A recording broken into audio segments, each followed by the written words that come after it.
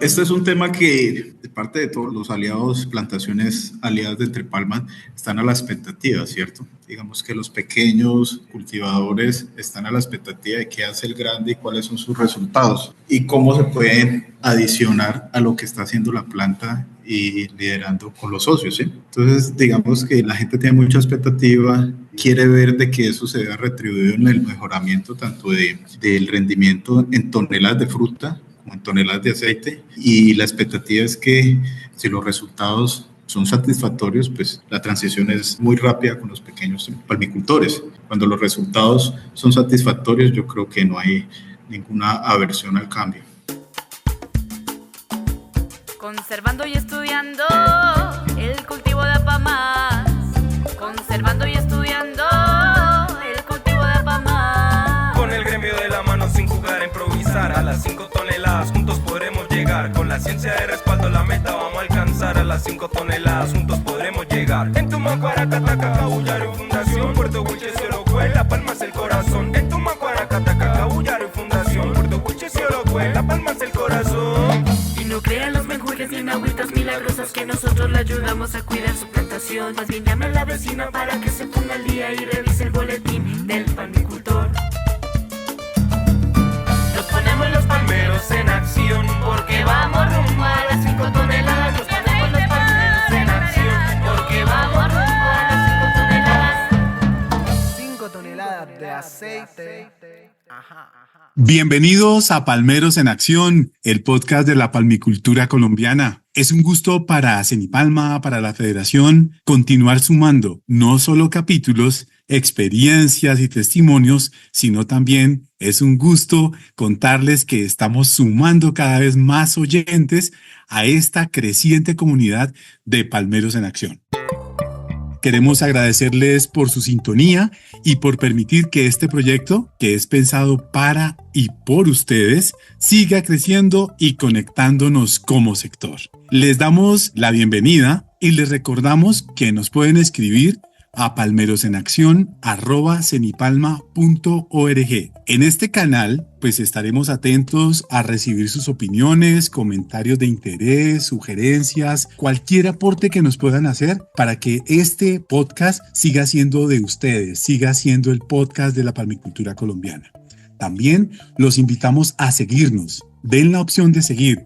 De esa manera vamos a poder tener de primera mano los nuevos capítulos, los nuevos episodios que preparamos para ustedes. Soy Juan Carlos Vélez, líder de formación y capacitación de Cenipalma, y hoy, junto con mi compañero Andrés Ulloa, responsable de estrategias didácticas de la zona oriental, estaremos conduciendo este programa.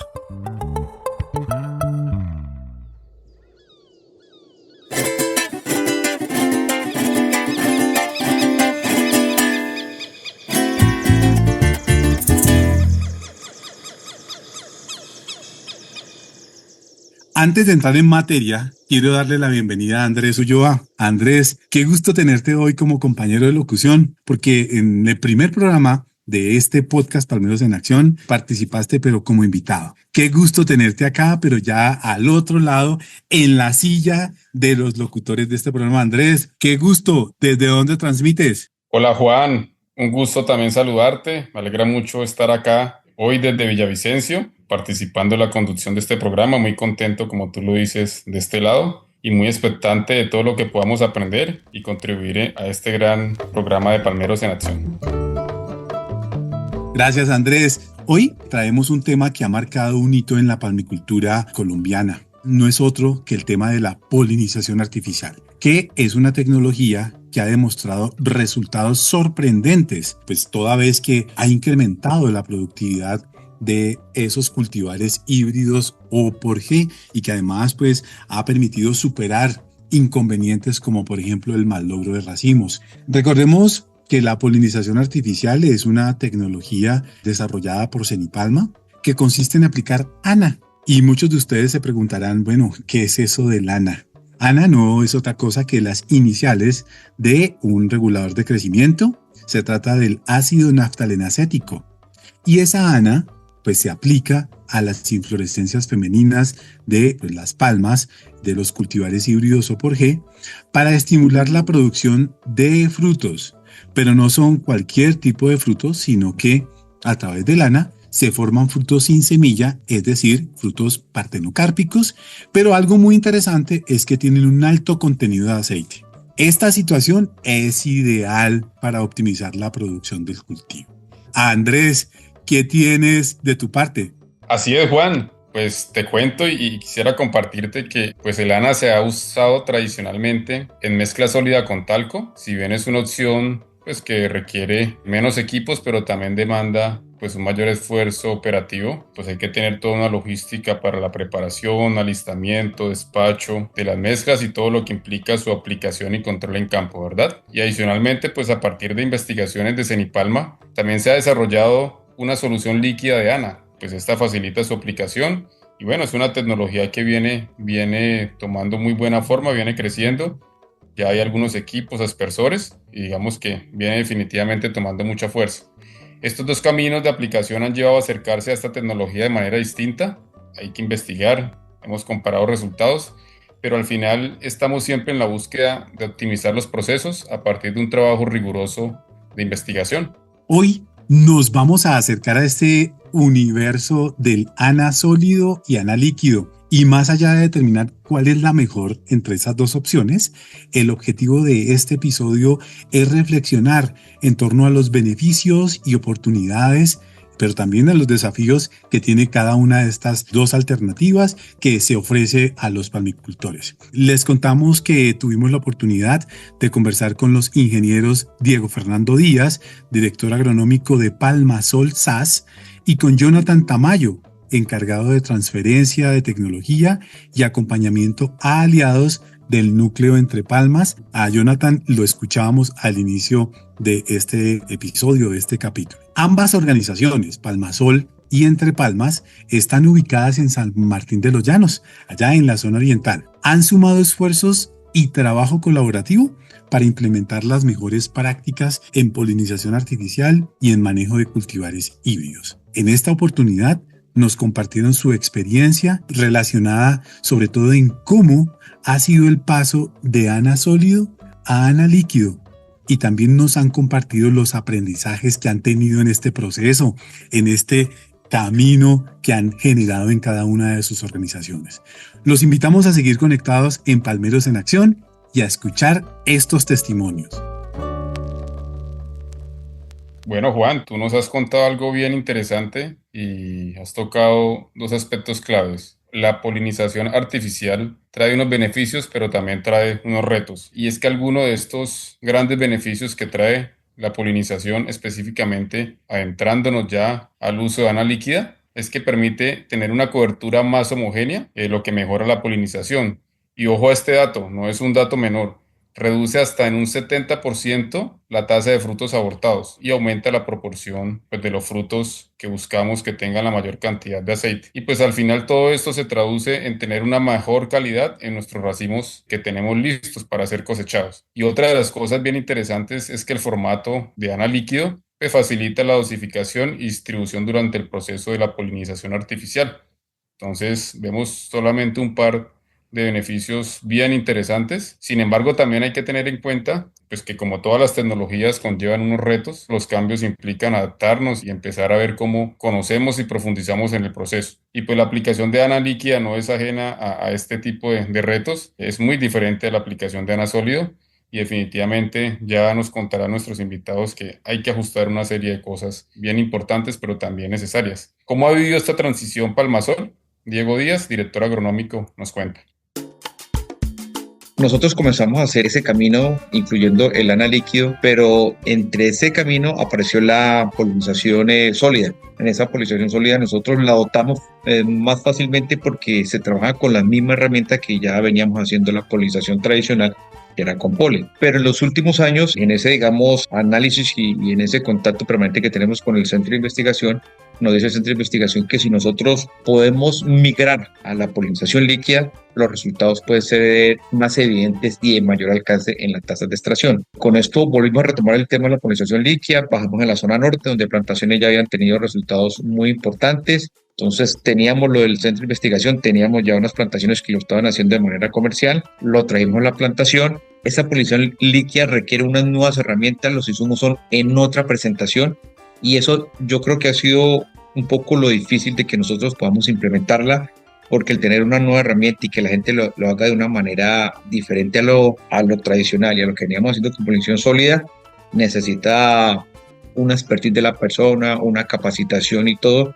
Y yo diría que en estos 6, 7, 8 meses, básicamente hemos tenido la formación de esa gente y por eso, digamos, permanecemos con la polinización líquida, porque sí nos parece importante seguirla desarrollando y alcanzar los resultados que ha alcanzado el Centro de Investigación y plantaciones de la zona norte, donde ya pudimos observar esos resultados. La transición entre el uso de ANA sólido a ANA líquida en la polinización artificial no solo ha requerido nuevas herramientas, sino también un esfuerzo continuo por capacitar al personal y ajustar las prácticas. Esto lo hemos observado en la mayoría de plantaciones que se han atrevido a dar este paso.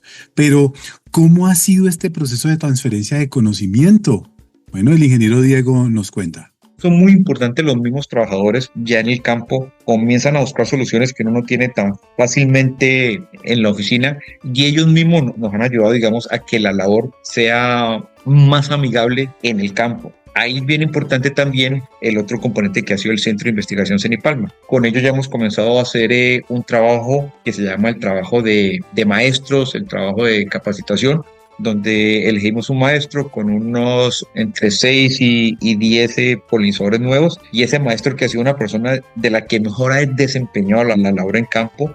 Se le ha dado todo el apoyo de formación, de manejo de personal, el manejo, digamos, de comunicación y todo, para que él pueda transmitir todo lo que sabe a cada uno, digamos, de sus estudiantes. Que nosotros también, cuando necesitamos personal nuevo, tenemos destinado un tiempo que llamamos de inducción, de formación y todo, donde básicamente la persona le pagamos porque aprenda la labor. Entonces, son las 4 estrategias que estamos utilizando y esperemos que nos den un buen resultado. Bueno, Diego nos expone una serie de estrategias que considero nos invitan a una reflexión, y es que las tecnologías solo pueden ser efectivas cuando se respaldan con una sólida capacitación y una transferencia de conocimientos adecuada. Sin estas herramientas humanas y educativas, definitivamente pues el impacto que se puede llevar en la práctica puede ser limitado. Entonces, sin duda alguna, los aspectos educativos y formativos son claves. ¿Qué opinas sobre esto, Juan? Pues a mí también me alegra mucho escuchar al ingeniero Diego, pues completamente comprometido con este programa de Maestro Palmero, pero me alegra mucho saber que este factor humano, que este capital humano que pues está representado en las competencias y capacidades de las personas, ya esté permeando las diferentes organizaciones, ya la estemos teniendo con más fuerza y le estemos dando cada vez más sentido. Actividades como por ejemplo la polinización artificial, que nos podrían parecer tan sencillas, tan obvias, requieren definitivamente de personal entrenado y también de personal formado. Es también una invitación a todas las empresas, a todos los profesionales que están escuchando este episodio, contarles que estamos con todas las energías y con toda la intención de aportar desde formación y capacitación de Cenipalma, de Fedepalma, dispuestos a trabajar en el programa de Maestros Palmeros para tratar de subir el nivel de las competencias pues, de todos nuestros trabajadores. Y alineado con esto, le preguntamos también a Jonathan cuáles han sido los aprendizajes que ha dejado la transición de ANA sólido a ANA líquido. Y esto fue lo que nos contaron.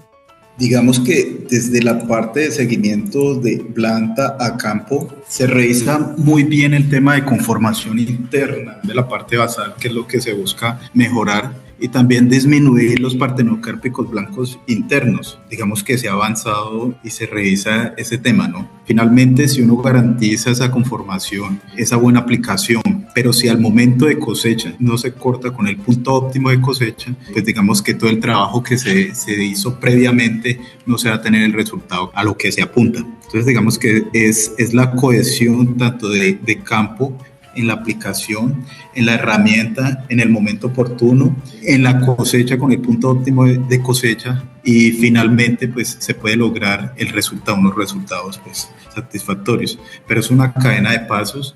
A pesar de los desafíos que implica la aplicación del ANA líquido, Diego nos compartió su percepción sobre las posibilidades y oportunidades que se han convertido en un valor agregado, haciendo que este proceso valga la pena. Escuchemos. Me parece que es una tecnología que tenemos que apropiar, que tenemos que adoptar, más cuando todos nuestros cultivos, que puede tener una duración entre 30, 40 y algunas personas hablan de 50 años. Cuando las palmas tengan esa altura, en el caso de lo que yo estoy viendo aquí en la práctica en campo, lo más eficiente es hacer una polinización líquida. Es la que nos asegura tener el producto a esa altura de las palmas y tener un buen cubrimiento de las flores. Entonces, para mí es muy claro que la polinización líquida va a ser una aliada y una compañera por largo tiempo que nosotros. Es un gusto para nosotros poder llevar a través de Palmeros en Acción las experiencias de colegas y palmicultores que nos cuentan cómo en la práctica ellos adaptan, pero también apropian y viven estas nuevas tecnologías y todo ese proceso que implica la adopción. A los ingenieros Jonathan y Diego les queremos agradecer por compartir sus opiniones, sus percepciones y sus experiencias respecto al tema del día, que como ya saben es polinización artificial.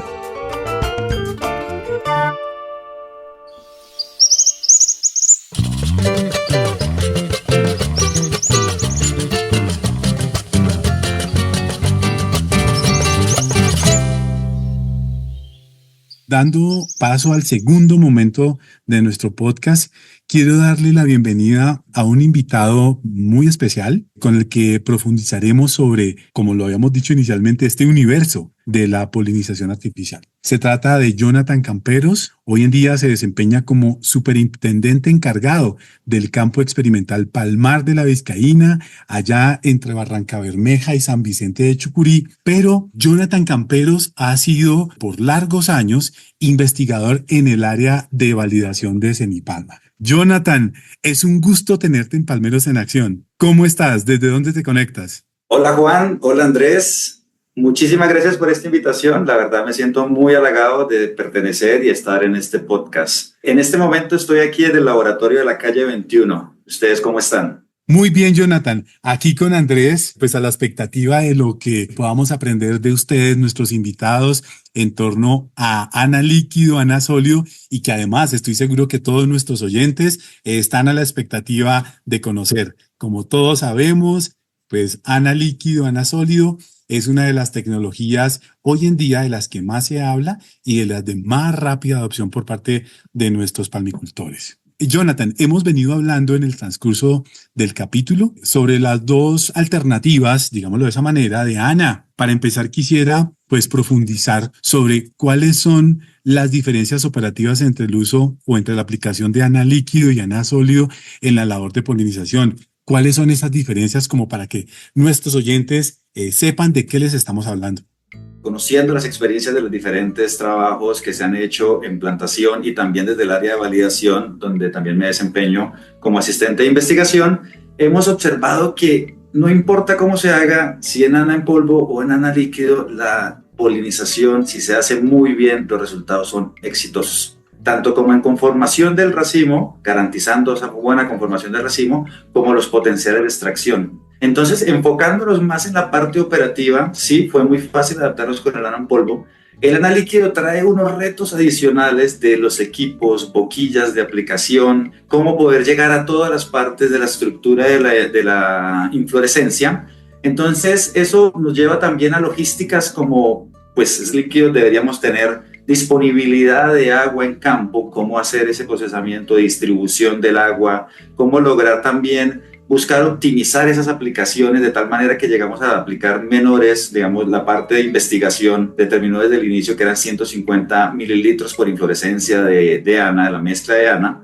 Sin embargo, si podemos optimizar esas labores y disminuir esa cantidad de agua que se aplica por inflorescencia, pues podríamos también esa limitante de estar desplazando o llevando mucha agua a los lotes. Entonces es muy interesante poder ver cómo han hecho las diferentes plantaciones, cómo lo han solucionado y en realidad cómo ellos han podido elegir al final. Y escucho a veces opiniones divididas entre ANA líquido o ANA en polvo, pero es muy interesante que podamos ver que cualquiera de los dos sistemas funciona correctamente. Bueno, Jonathan, para mí también es un gusto saludarte y quisiera preguntarte específicamente, pues, ¿qué sucede con el rendimiento de la labor? Es una de las grandes inquietudes y preocupaciones cuando se hace un cambio de tecnología en las empresas, y nos pudieras contar un poco y ampliar qué pasa con el rendimiento de los operarios cuando uso o paso de ANA sólida a ANA líquida. Es muy interesante esa pregunta porque, como todo, debemos tener en cuenta una curva de aprendizaje de las personas. No podemos pretender que personas que han desarrollado una polinización con ANA en polvo, o ya sea en polinización con talco más polen, no podemos pretender que las personas pasen rápidamente o hagan esa transición rápida. Entonces, al principio debemos esperar esa curva de aprendizaje de los trabajadores, una correcta capacitación. Uno de los invitados lo decía: capacitación, entrenamiento, concientizarlos también es muy importante. Al principio sí, es evidente que se disminuye un poco el rendimiento del personal, pero poco a poco se van adaptando a esta nueva metodología. Ellos adquieren un rendimiento muy similar, parecido al rendimiento que se tiene con ANA en polvo. Nosotros, en investigaciones que hemos hecho en el campo experimental El Palmar de la Vizcaína, que es una publicación que tenemos también disponible, hace poco salió para que la busquen en Palmas, tenemos esa comparación de qué pasa cuando es ANA líquido y cuando es ANA en polvo en cuanto al rendimiento del personal, y la diferencia es muy poca, mínima. Es más, cuando hay muchas inflorescencias en una hectárea por tratar, si lo llamamos densidad de inflorescencias por hectárea, rinde más, o el rendimiento es mayor, un poco mayor, cuando se tiene ANA líquido. Pero cuando hay poca densidad de inflorescencias en esa hectárea para aplicar, o sea, el trabajador le toca caminar más, pues le rinde un poco más, muy poco, no es una gran diferencia cuando se tiene ANA en polvo. Y todo es debido a los equipos que se utilizan. Con uno es un poco más incómodo para realizar ese desplazamiento. Sin embargo, los rendimientos son muy similares y, como les decía, los resultados son satisfactorios en ambos casos. Pues hay una similitud en el rendimiento, no hay mayores diferencias. Sin embargo, lo que le entiendo a Jonathan, y nos contaba algo alguno de nuestros invitados, creo que era el ingeniero Diego, es que sin duda alguna ese proceso de adaptación para que las diferencias en rendimiento no sean mayores, pues tiene que ser muy específico y hay que engranar muy bien todo, porque hay que transportar pues unas cantidades de agua importantes, unos volúmenes que en las plantaciones, pues si no tenemos la logística, los medios de transporte y los equipos adecuados, pues esto puede generar un impacto en el rendimiento. Entonces, lo que te entiendo, Jonathan, y te quería preguntar es que una vez atravesada esa etapa de adaptación, los rendimientos logran ser similares, pero eso nos lleva unos meses o un buen tiempo, mientras toda la operación en la empresa se adecúa a la nueva tecnología. ¿Es así, para tratar de comprender un poco lo que nos cuentas? Sí, Andrés, el tema aquí es más o menos una curva de aprendizaje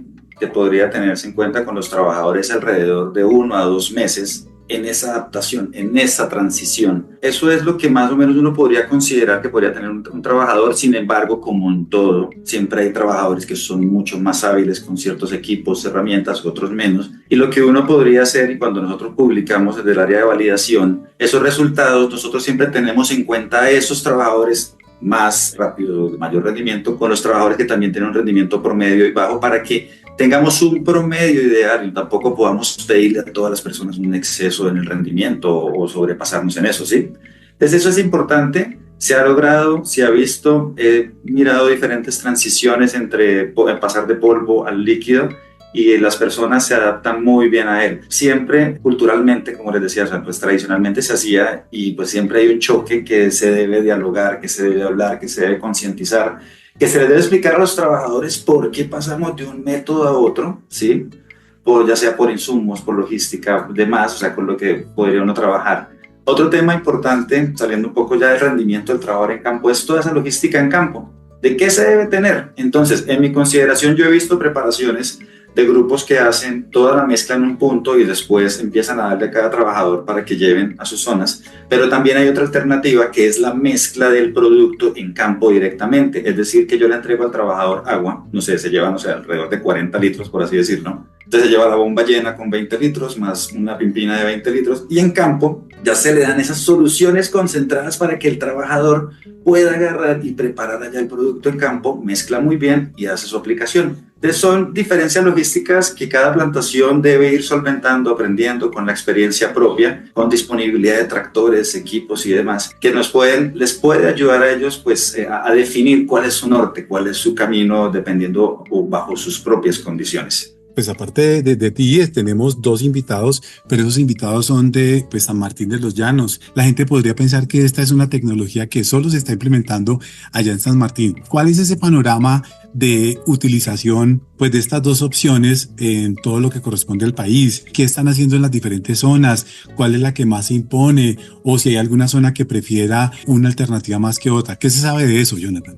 Juan, poco a poco se han ido cambiando, ¿sí? O sea, al principio la oleada en polvo, porque igual, idealmente, en las investigaciones de Cenipalma, se observó o se determinó que era una concentración de 1.200 partes por millón para la inflorescencia con ANA líquido. Sin embargo, como les decía, por adaptación y demás, y por homologación, pues lo hicieron en polvo, está muy bien. Sin embargo, cuando ya han visto todas estas oleadas, por ejemplo, en zona norte conozco muy bien algunas plantaciones que lo hacen de una manera excelente. Esto en zona central ya hay plantaciones que muy tímidamente habían arrancado en hacer algunas aplicaciones en líquido, ya dijeron no, nos vamos en líquido totalmente, entonces es muy interesante verlo.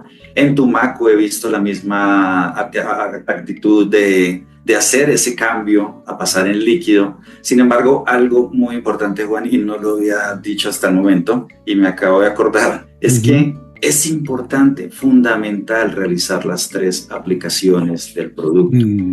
¿Sí? El ANA nos da una ventaja a nosotros de no llegar en antesis, porque cuando se hacía polinización asistida con talco y con polen, debíamos llegar en el punto de antesis, mejor dicho, ahí, adecuado. Por eso la frecuencia de ingreso a los lotes era cada 2 días. Sin embargo, ahora el ANA nos da esa posibilidad de llegar un poco tarde, en posantesis. Está muy bien. Sin embargo, tenemos ese inconveniente de que por disponibilidad a veces de personal no se pueden hacer las 3 aplicaciones y eso se va a repercutir en una disminución de un 15 o un 20% en la producción, pensando en peso medio del racimo o en producción total, ¿sí? Entonces, algo fundamental, sea líquido, sea en polvo, hagamos las 3 aplicaciones y eso nos va a dar una gran producción, de aparte de todo, como dicen ingenieros, o sea, desde la parte agronómica, desde la parte de punto óptimo, desde todo lo que tengamos que hacer con el cultivo, y agregamos esas 3 aplicaciones de ANA, son fundamentales para tener éxito en el sector. Bueno, Jonathan, quisiera hacer un comentario muy pequeñito y luego una pregunta, y me excusas, pero a mí el tema de polinización me apasiona. De hecho, fue mi primer trabajo hace muchos años en Tumaco y sigo siempre de cerca y siempre en contacto con esta tecnología, y pues me encanta poder tener esta discusión y aprovecho porque sé la experiencia que tienes para aprender y discutir frente a este tema. Y es que precisamente la semana pasada estuvimos implementando el piloto para entrenar operarios en polinización artificial cuando tienen poca experiencia o realmente aquellas personas que nunca han trabajado en palma, ¿sí? Un proyecto que hemos denominado Maestro Palmero. Y bueno, precisamente esa plantación todavía usa polen. Ellos en la primera aplicación aplican polen a las flores en antesis y posteriormente hacen 2 aplicaciones con ANA. Entonces, efectivamente, a muchas empresas, aunque uno entiende que no es fácil conseguir acceder al polen, aún conservan esa metodología. Y yo miraba a los operarios cuando aplicaban polen, otros pues, los que hacen en la aplicación de ANA, porque además allí metodológicamente es bien particular como lo hace esta empresa, pero en resumidas cuentas hacen una aplicación con polen y 2 con ANA. Y generábamos una discusión que me gustaría traer en este momento y preguntarte qué pasa allí con la parte ambiental, porque pues la gente venía acostumbrada a manejar polen, pasamos a ANA en polvo, ahora a ANA líquido, pero ¿hay algún impacto ambiental con la polinización artificial? ¿Hay algo que nos preocupe o qué cuidados debemos tener en cuenta? Es algo de lo que discutía con los operarios y me preguntaban, yo les daba mi apreciación, pero aprovecho que estás y nos puedas compartir qué opinión tienes frente a este tema de si hay algún impacto ambiental o qué cuidados debemos tener frente a la polinización artificial. Bueno, Andrés, muy interesante esa pregunta, porque empecemos por los seres humanos. Debemos siempre tener nuestros elementos de protección personal. No son opcionales, sus tapabocas, sus lentes, guantes. Toda la protección necesaria no va a estar de más para los trabajadores, ¿sí? Ahora, desde el punto de vista ambiental, se han hecho pruebas en las cuales se han hecho aplicaciones de diferentes cantidades, concentraciones, incluso a las hojas de la palma de aceite, y no se ve esa diferencia o ese cambio o alguna malformación, por así decirlo, en el ANA. El ANA tiene una característica, él no es móvil, ¿sí? Por eso es importantísimo que cuando nosotros hagamos la aplicación con el ANA, tenga contacto con todas las flores de la inflorescencia, completamente las flores de la inflorescencia. Por eso es importante y por eso es de contacto. Entonces, en esa parte de contaminación, lo primero que yo podría decir es siempre elementos de protección personal. Segundo, no habría un riesgo de contaminación directo, por así decirlo. No tendríamos ningún riesgo ni toxicidad frente a la palma de aceite. Por lo que les digo, el ANA no es móvil, no se va a mover o traslocar a otras partes de la planta. Algo sí es muy importante y es evidente cuando uno hace la aplicación, y es pensando más en lo que se genera. Cuando uno hace la aplicación con ANA en polvo, se generan nubes mucho más grandes que si hay viento pueden generar deriva y caer en las personas, ¿sí? En ese caso toca tener muchísimo más cuidado y con más razón tener todos los elementos de protección personal. Y por el otro lado, también tener en cuenta que con ANA líquido esa nube no es tan grande, entonces es mucho más controlado y localizado, lo que le daría también una gran ventaja frente al ANA en polvo. Eso sería así como lo que les puedo compartir. No, pues lo que nos has estado contando, Jonathan, es muy interesante, pero a mí me asalta otra duda. Yo me pregunto, bueno, ¿cuáles son las proyecciones de esta tecnología? ¿Cuáles podrían ser como los horizontes de alcance o de desarrollo de esta tecnología? Porque todas las tecnologías permanentemente se están inventando, reinventando y desarrollando, pero ¿cuáles podrían ser como esos horizontes a mediano y largo plazo en la implementación o en el desarrollo de esta tecnología de polinización artificial? Bueno, Juan, desde el punto de vista de la aplicación en específico, creería yo que todo se va a inclinar o la balanza, en mi perspectiva, ¿no?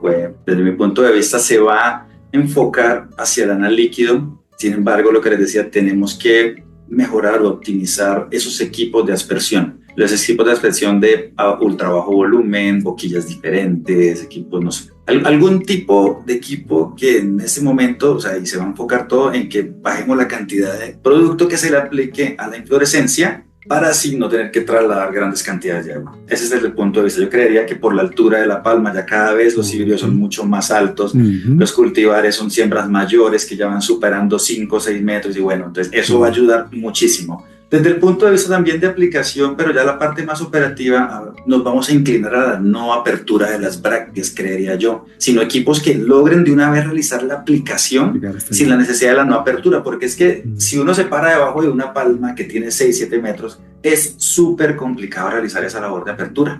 Es muy difícil hacerla con la calidad que se puede hacer ahorita en la altura que tenemos, ¿sí? Entonces debemos enfocarnos también en equipos que nos ayuden y decir, bueno, identifiqué la inflorescencia y pude aplicarlo y lo apliqué muy bien sin la necesidad de la no apertura de brácteas. Hay trabajos muy bien hechos por Diego Hernández de no apertura de brácteas. Entonces los invito también a que los busquen. Esos trabajos son muy chéveres que nos van como mostrando ese horizonte.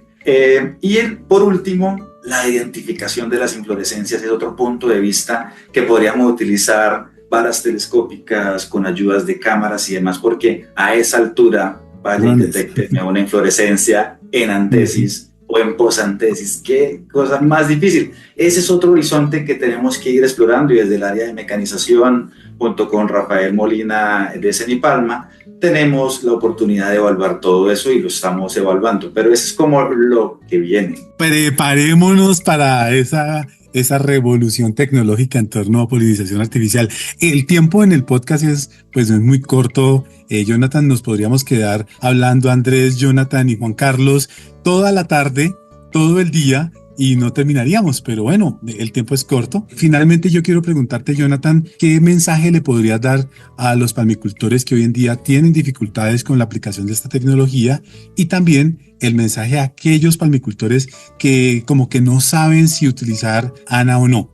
¿Cuál sería ese mensaje? Bueno, principalmente, Juan, el primer mensaje, lo que les digo, no importa el método de aplicación, es interesante explorar cualquiera de los dos, el que más se le adapte a sus condiciones, a sus capacidades, equipos y cantidad de personal. Sin embargo, cuando hay personas que tienen dificultades por disponibilidad de personal, al menos hacer 2 aplicaciones. Si pueden hacer las 3 aplicaciones sería espectacular.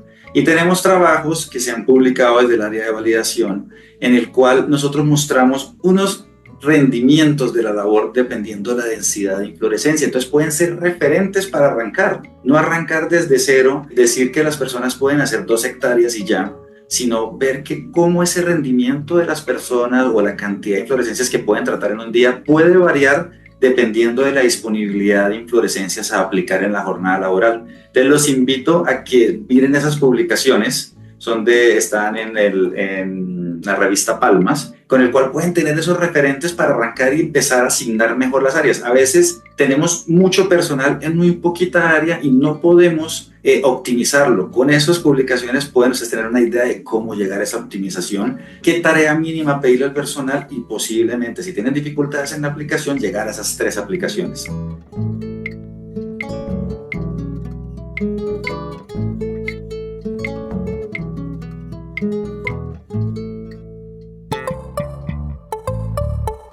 Agradecemos a nuestros 3 invitados del día de hoy por inspirarnos a seguir trabajando por una palmicultura próspera, una palmicultura productiva, sostenible, una palmicultura competitiva.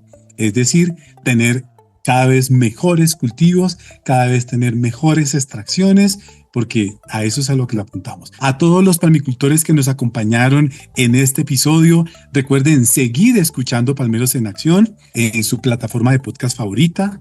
No olviden que pueden escribirnos a palmerosenaccion@cenipalma.org, todo pegado, palmerosenaccion@cenipalma.org. Allí, por favor, envíennos sus comentarios, cuáles son los temas de interés. Queremos escucharlos y, a cambio, tenemos unas sorpresas muy interesantes. A todos ustedes, feliz jornada. Muchas gracias por acompañarnos. Un abrazo para todos.